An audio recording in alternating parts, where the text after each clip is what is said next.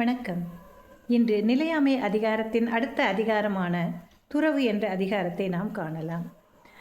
நிலையாமைக்கு அப்புறம் ஏண்டா துறவு வைத்தார் அப்படின்னா, நிலையாமைங்கிறது உலகத்தில் எதுவுமே நிலைக்காத உடம்பு உயிர் உட்பட அப்படிங்கிறத நல்லா தெளிவாக சொல்லிட்டார்.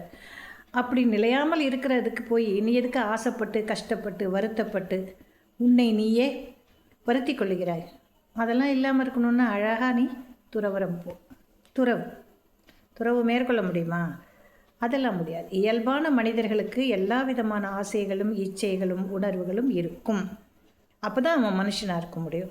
இவர் ஏன் அப்போ இதை சொல்கிறாரு அப்படின்னா, நீ இந்த நிலைகள் வேண்டான்னு சொன்னால் நீ துறவுக்கு போ அப்படின்னு சொல்கிறார். துறவு என்றால் பற்றற்ற நிலை. பற்று என்றால் ஆசை, இச்சை, அதன் மேல் ஒரு விருப்பம். இதுதான் துறவு. இதுதான் நம்ம சொல்கிறோம் பற்றற்றல் அப்படின்னு சொல்கிறோம். அந்த துறவு நிலையில் இருக்கக்கூடியவர்கள் எதையுமே ஆழமாக தமக்குரியதாக எண்ணவே மாட்டார்கள். என்ன இருக்கோ அதை சாப்பிடுவோம். உப்பு போட்டு கொடுத்தாலும் சாப்பிடுவாங்க, உப்பு அதிகமாக போட்டாலும் சாப்பிடுவாங்க, உப்பே இல்லாமல் கொடுத்தாலும் சாப்பிடுவாங்க, தண்ணியாக கொடுத்தாலும் சாப்பிடுவாங்க. ஆக அவர்களுக்கு இந்த வேறுபாடுகள் எதுவும் இருக்காது. அதே போல் அப்படியே பளபளன்னு பட்டாடை தான் வேணும், இல்லை காவி உடை தான் வேணும், இல்லை வேறு உடைதான், எதை கொடுத்தாலுமே அவங்களுக்கு அதில் ஒரு ஈடுபாடு இருக்காது. உணர்வுகள்னு பார்த்தா மனைவி, மக்கள், தாய், தகப்பன், நட்பு, இவர்களோடு நமக்கு வேறுபட்ட உணர்வுகள் இருக்கும். ஆக ஒருத்தரை பார்த்த உடனே இது என்னுடைய பெண் அப்படின்னு சொன்ன உடனே அந்த பாசமானது பொங்கி வழியும் இல்லையா? அம்மா அப்படின்னு சொல்ல அந்த அன்பு பீரிடும். இதெல்லாம் இருக்கக்கூடாது. இதெல்லாம் இல்லாமல் எல்லாமே சமமாக நீ நினச்சிக்கிட்டு இருந்தீங்கன்னா நல்லாயிருக்கும் அப்படிங்கிறார். துறவு என்பது பற்றற்ற நிலை, எதன் மீதும் பற்று கொள்ளாத நிலை, விருப்பமில்லாத நிலை.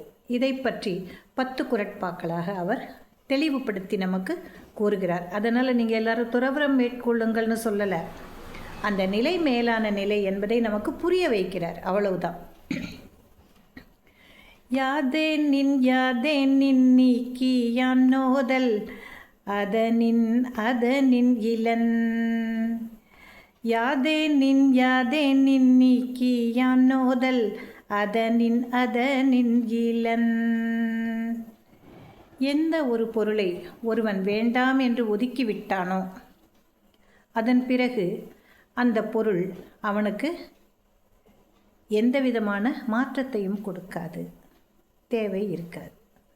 ஒரு சின்னோண்டு எடுத்துக்காட்டாக சொல்கிறேனே, இப்போ நம்மளுக்கு சாப்பாடு அதுதான் எல்லாருக்குமே பிடிச்சது, அதை வச்சுக்குவோம். சாப்பாடு எடுத்துக்கிட்டாங்க, பல பேருக்கு கத்திரிக்காய் பிடிக்காது, சரியா? கத்திரிக்காய் பிடிக்கலன்னா நம்ம என்ன பண்ணுவோம்? ஒதுக்கிடுவோம், வேண்டாம் அப்படின்ட்டு சாப்பிட மாட்டோம்.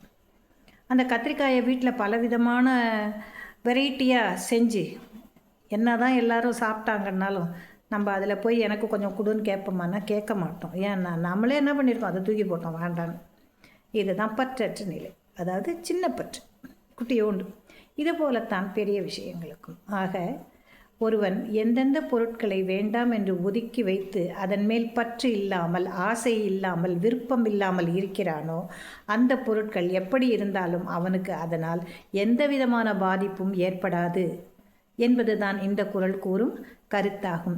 நாளை அடுத்த குறளில் நாம் சந்திக்கலாம். நன்றி.